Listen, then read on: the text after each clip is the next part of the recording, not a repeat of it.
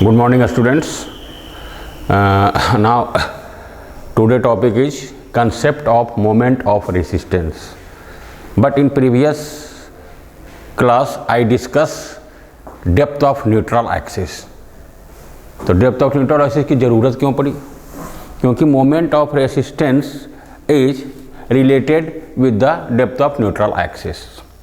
तो पिछले क्लास में हमने बताया था कि डेप्थ ऑफ न्यूट्रल एक्सिस कैसे कैलकुलेट किया जाता है और ये होता क्या है। ठीक है, तो हमारे सिविल इंजीनियरिंग में जो भी कंपोनेंट का डिज़ाइन करते हैं, तो suppose first component is take as a design of beam. तो design of beam section generally shape of the beam section is rectangular. तो अब टुडे टॉपिक जो हम डिस्कस कर रहे हैं, moment of resistance. Moment of resistance, moment of resistance,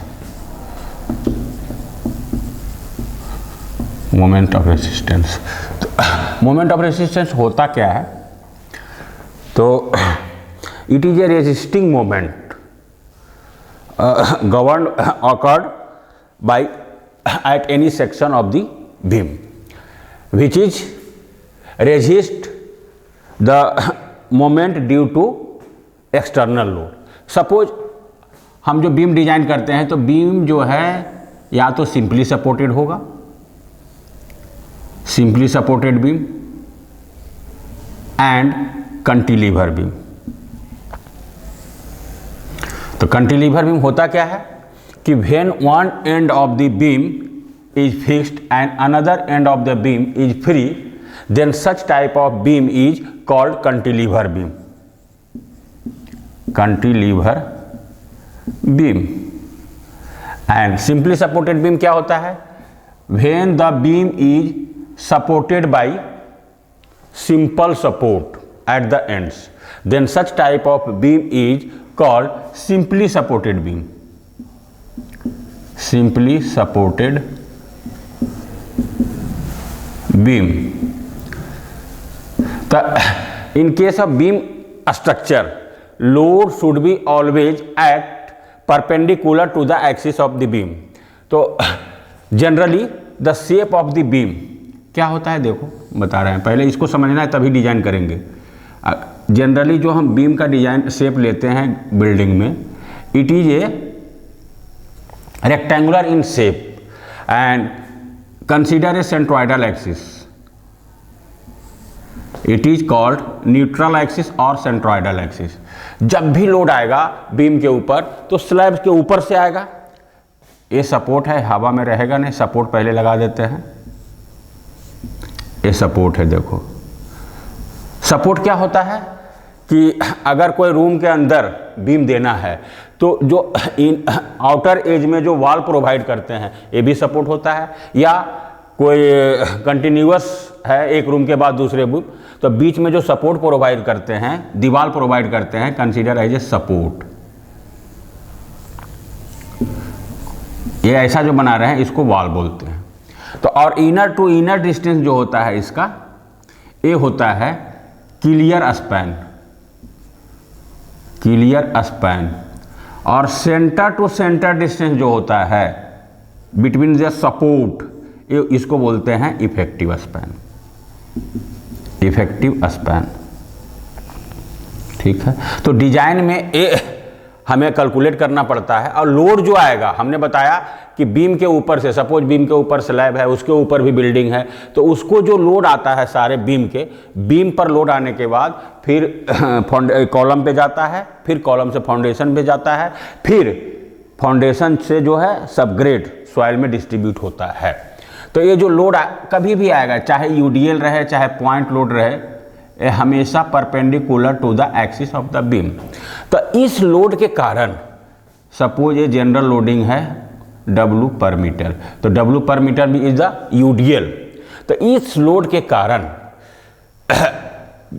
किसी भी सेक्शन पे बेंडिंग मोमेंट डेवलप होता है, किसी भी सेक्शन पे। सपोज इस लोड के कारण रिएक्शन कुछ आ गया, यहाँ वर्टिकल रिएक्शन VA, मान लिए सेक्शन यहाँ कंसीडर किया, तो यहाँ पर मान लिए डिस्टेंस है x, तो मोमेंट क्या हो जाएगा VA इंटू एक्स और इस पे UDL है, तो मोमेंट क्या हो जाएगा, बेंडिंग मोमेंट इजकल टू क्या हो जाएगा, VA इंटू एक्स, और इसके बीच UDL है ओमेगा पर मीटर, तो ये भी क्या होगा माइनस क्या है ओमेगा इंटू एक्स, ये तो फोर्स हो गया, ये इसके बीच में लगेगा सेंटर में, तो इसका मतलब x/2, तो मोमेंट हो गया VA into x minus WX²/2, तो this moment is called bending moment. तो ये मोमेंट आएगा तो क्या करेगा, स्ट्रक्चर को फेल कर देगा, स्ट्रक्चर क्या करेगा, घुमा देगा। तो our aim is design the section, क्या करेंगे कि इक्विलिब्रियम पोजीशन, इक्विलिब्रियम का मतलब है ना तो लोड ज़्यादा हो ना तो लोड कम हो, जो हम डिजाइन कर रहे हैं बीम का, वो बीम जो है जो लोड आ रहा है उसको रेजिस्ट करे, ठीक है। तो इस लोड के कारण किसी भी सेक्शन पे बेंडिंग मोमेंट डेवलप होता है, उस बेंडिंग मोमेंट को रेजिस्ट करने के लिए जो हम मोमेंट कैलकुलेट करते हैं that is called moment of resistance. तो मोमेंट ऑफ रेसिस्टेंस का डिफिनेशन क्या है, moment of resistance is the resisting moment, क्या हो गया, डिफिनेशन अगर लिखना है तो लिख सकते हो, moment of resistance is a resisting moment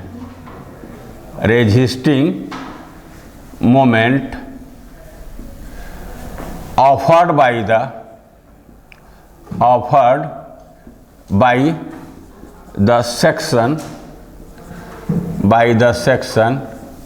to resist the moment developed at the section due to external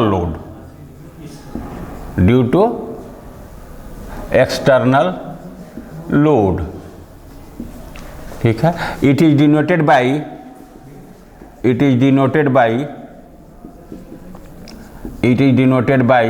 MR, it is a moment of resistance, ठीक है बेटा। नाउ तो how moment of resistance to be obtained, तो moment of resistance निकालने के लिए consider 3 section of the given beam. First section is balance section, तो अब क्या करेंगे, moment of resistance for balance section, moment of resistance for balanced section, moment of resistance for balance section. ये क्या होता है बैलेंस सेक्शन, तो कोई भी first of all consider a section, तो सेक्शन हमने बताया क्या लेंगे, किसी भी सेक्शन पे, क्योंकि बीम का शेप रेक्टेंगुलर होता है, तो किसी भी सेक्शन जब काटेंगे तो उसका शेप जो है रेक्टेंगल ही बनेगा। तो consider a section, suppose a rectangular section. Now तो rectangular section is a symmetrical section, hence neutral axis passes through the centre of the section. तो सपोज ए रेक्टेंगुलर सेक्शन का विड्थ b है and effective depth d है, effective depth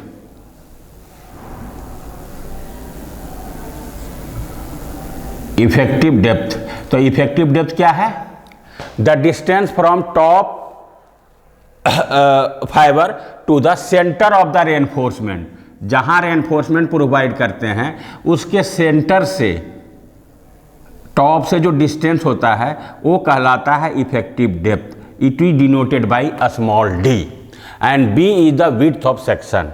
और अगर पूरा depth लेते हैं तो उसका क्या कहते हैं, उसको बोलते हैं हम overall depth, it is denoted by capital D। तो the relation between effective depth, the relation between effective depth and overall depth क्या होगा? तो D equal to CC plus 5/2, where CC is the clear cover of the reinforcement from the bottom fibre. तो clear cover क्या है? यहाँ देखो reinforcement provide कर रहे हैं, तो यहाँ तो रेनफोर्समेंट है, क्लियर कवर ए हुआ एकदम इसका बॉटम से लेकर के ए जो डिस्टेंस होता है ए हुआ clear cover CC, clear cover. तो for the beam section clear cover taken as 25 mm, CC is equal to 25 mm for beam.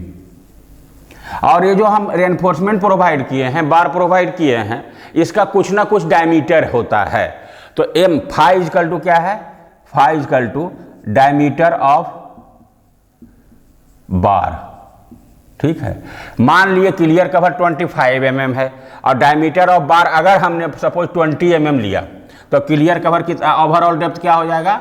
25 plus 20/2, तो ये क्या हो गया? 25 प्लस 10 इक्वल टू 35 mm। न ये हुआ D डैश, ये क्लियर कवर हुआ।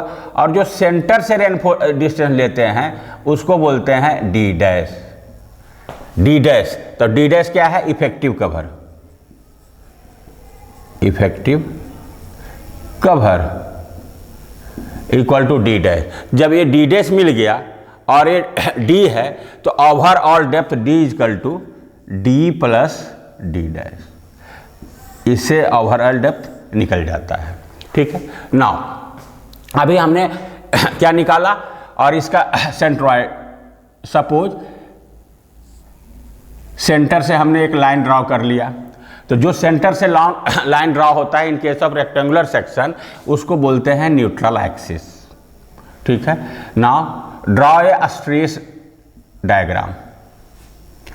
तो स्ट्रेस डायग्राम, दो स्ट्रेस होता है, तो ये जो न्यूट्रल एक्सिस है, हमने बताया कि ये न्यूट्रल एक्सिस है, ये पूरे सेक्शन को दो पार्ट में डिवाइड कर देता है। एक होता है कंप्रेशन जोन,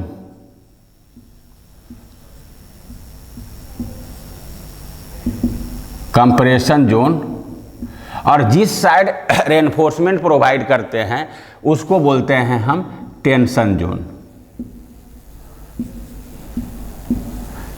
क्योंकि ये आरसीसी स्ट्रक्चर पढ़ रहे हैं, तो आरसीसी स्ट्रक्चर में हमने पहला टॉपिक में है design of singly reinforce beam. तो सिंगली रेनफोर्स बीम का मतलब क्या होता है कि when the reinforcement is provided in one face of the section, one face, या तो कंप्रेशन या तो टेंशन। तो हम टेंशन, लेकिन रेनफोर्समेंट प्रोवाइड कहाँ करते हैं? हमने बताया कि ये जो है concrete is weak in tension and strong in compression. तो जहां वीक होता है वहीं पर हम रेनफोर्समेंट प्रोवाइड करते हैं, तो टेंशन जोन में हमने प्रोवाइड किया। नाउ अब ड्रॉ करते हैं स्ट्रेस डायग्राम। स्ट्रेस डायग्राम, यह स्ट्रेस डायग्राम है। तो तुमको बताए थे स्ट्रेंथ ऑफ मटेरियल में पढ़ के आया था कि eight the neutral axis bending stress is zero. कैसे बेंडिंग स्ट्रेस जीरो कैसे होता है? देखो, क्योंकि कंसेप्ट उसका आ रहा है। You know that simple bending equation m upon I equal to sigma upon y. तो इसमें m क्या है? Bending moment, I moment of inertia, and sigma is the bending stress, and y is the distance of fibre from the neutral axis. तो now sigma equal to from this क्या हो जाएगा? m upon I into y. तो m upon I is the constant, m upon I is the constant, y vary करेगा। तो at the neutral axis y equal to 0 and top and bottom fibre y equal to d/2। तो सबसे यहां पर 0 होगा, तो यहां पर हो गया स्ट्रेस, स्ट्रेस इन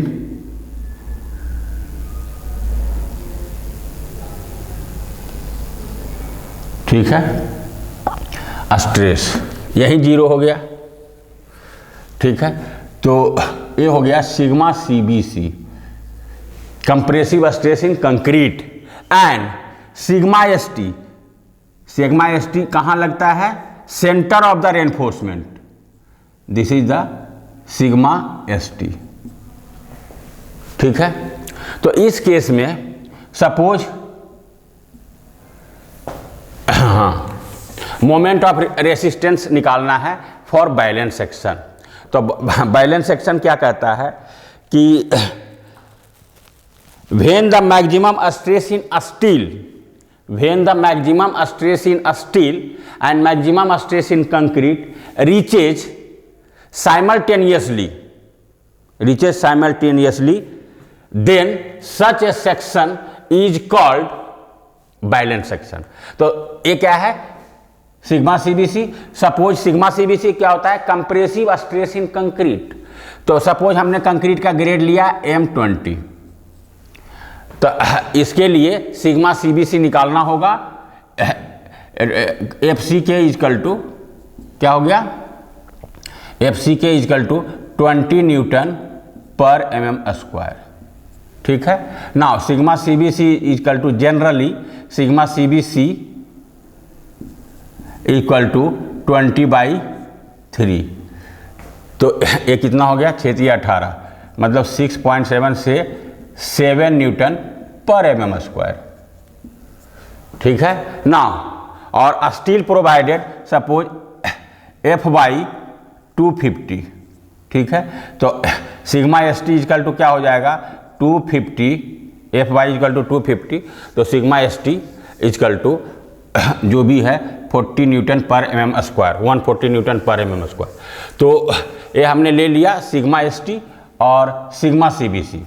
नाउ तो in this case for balance section NC equal to NA, where NC is the depth of critical neutral axis and NA is the depth of, ये है critical depth of neutral axis, और NA क्या है? Actual depth of neutral axis, actual depth of neutral axis. ठीक है, तो balance section के लिए क्या कहता है कि NC इजकल टू NA, तो जहां पर NA है वहीं पर NC आ जाएगा। तो हमने इसको मान लिया NC equal to NA equal to N। तो अब यहां हम ले लिया N। नाउ तो मोमेंट ऑफ रेसिस्टेंस इस केस में कैसे निकालेंगे? NA equal to N equal to NC। तो फर्स्ट ऑफ ऑल कंसीडर, इसके लिए क्या करेंगे, कैसे निकालेंगे? Consider a rectangular beam of width B and effective depth D as shown in figure। हमने मान लिया, देखो B है इसका width and D is the effective depth of the figure. Let N equal to depth of neutral axis. तो वो moment of resistance कैसे निकालेंगे? तो मोमेंट ऑफ रेसिस्टेंस कहता क्या है? Moment of resistance is the couple formed at the centroid of the section by the total compression और total tension. तो टोटल कंप्रेशन क्या होता है? फर्स्ट टोटल कंप्रेशन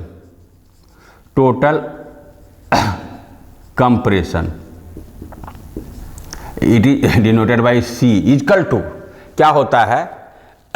एक कंप्रेशन क्या है? Total compression force. तो फोर्स कैसे निकालते हैं? C equal to force. You know that stress equal to sigma equal to P/A। तो सिग्मा इज द स्ट्रेस, हमें क्या निकालना है? Where P is the, A जो है फोर्स और A क्या है? एरिया। और सिग्मा इज द स्ट्रेस। लेकिन हम निकाल रहे हैं टोटल कंप्रेशन फोर्स, तो फोर्स इजकल टू अगर इससे निकालते हैं तो P इजकल टू क्या हो जाएगा, सिग्मा इंटू ए। ठीक है, sigma into L, stress into area. तो अब कंप्रेशन मतलब कंप्रेशन जोन में जो फोर्स निकलेगा, तो इसमें स्ट्रेस क्या है, सिग्मा CBC। तो सिग्मा CBC स्ट्रेस है, और एरिया, तो इसका एरिया क्या हो जाएगा, सिग्मा CBC इंटू सपोज ये एन है, और इस जोन में स्ट्रेस क्या है, सिग्मा CBC। तो C इजकल टू क्या हो जाएगा, C equal to area of this, क्योंकि स्ट्रेस का डिस्ट्रीब्यूशन क्या है, ट्रायंगल, तो एरिया ऑफ दिस ट्रायंगल, तो इसका एरिया क्या हो जाएगा, हाफ इंटू, अब इसका क्या है, बेस क्या है, n, तो half sigma CBC into n, half sigma CBC into n। ठीक है, तो ये हो गया तुम्हारा, इस this should be act at the CG of the section, CG of the section. तो CG क्या है, अगर यहां से यहां तक डिस्टेंस n है तो इसका CG क्या होता है, ट्रायंगल का CG तुम पढ़ चुके हो, n/3। ठीक है, n/3। ठीक है, अब जब ये है और ये जो टेंसाइल फोर्स क्या होगा, T equal to total tension, total tension T equal to stress into area. तो रेनफोर्समेंट में टेंशन जोन में क्या है, स्ट्रेस इन रेनफोर्समेंट क्या है, सिग्मा ST इंटू AST। ठीक है, तो ये टोटल कंप्रेशन टोटल फोर्स निकाल दिए। ये क्या कहाँ लगेगा, कंप्रेशन फोर्स C जो लगेगा, CG of the stress distribution diagram, and tension force कहाँ लगेगा, सेंटर ऑफ द रेनफोर्समेंट। तो इसी में कर देंगे sigma ST into AST, sigma ST into AST, और इसी को कर देंगे तो ये हो जाएगा T। अब क्या होता है, अब कहता है मोमेंट ऑफ रेसिस्टेंस। तो मोमेंट ऑफ रेसिस्टेंस का डिफिनेशन क्या है, couple develop at the centre of the section due to compressive force and tensile force. तो इसका कपल देखो क्या होगा, ये घूमेगा, यहाँ पर मोमेंट लेंगे तो क्या होगा, इसके कारण होगा C into this distance and T into this distance. तो टोटल कपल क्या हो जाएगा, ये जो डिस्टेंस होता है यहां से यहां तक, इसको बोलते हैं लीवर आर्म। तो लीवर आर्म हुआ क्या, it is denoted by JD। तो लीवर आर्म क्या होगा, lever arm definition, lever arm is the distance between resultant compressive force and resultant tensile force. तो लीवर आर्म ये डिफिनेशन आता है। लीवर आर्म होता क्या है, lever arm is the distance between total compression and total tension। ठीक है, तो lever arm is the distance between total compression and total tension. ठीक है, नाउ तो couple for therefore moment of resistance in this section to be obtain by considering either compression force और tensile force. अगर moment of resistance equal to क्या हो जाएगा, तो half sigma CBC into n, और कहता है लीवर आर्म। तो ये डिस्टेंस क्या हो जाएगा, देखो अगर n/3 है और यहाँ से यहाँ तक d है, तो JD इक्वल टू क्या हो जाएगा, ये n/3 माइनस कर देंगे तो क्या होगा, D माइनस n/3, ये डिस्टेंस निकल गया। तो यहाँ पर क्या होगा, फार्मूले में दोनों फोर्स के बीच का डिस्टेंस D माइनस n/3, तो ये कर देंगे हम D माइनस n/3। ठीक है, where n equal to NC। तो NC, n क्या है, n इजकल टू NC लेंगे तो NC equal to critical depth. Critical depth क्या होता है, KD। Critical depth equal to K D और जे डी। तो के इजकल टू क्या होता है, K equal to M sigma C B C upon M sigma C B C plus sigma S T. तो सिग्मा सी बी सी क्या है, एक गिवन होगा stress in concrete and sigma S T stress in steel and M जो आ रहा है M equal to modular ratio from IS code equal to 280/3 sigma C B C. तो m का वैल्यू निकल जाएगा, सिग्मा सी भी गिवन होगा, सिग्मा एस टी हो जाएगा, तो k का वैल्यू निकल जाएगा और d इफेक्टिव डेप्थ दिया हुआ रहेगा।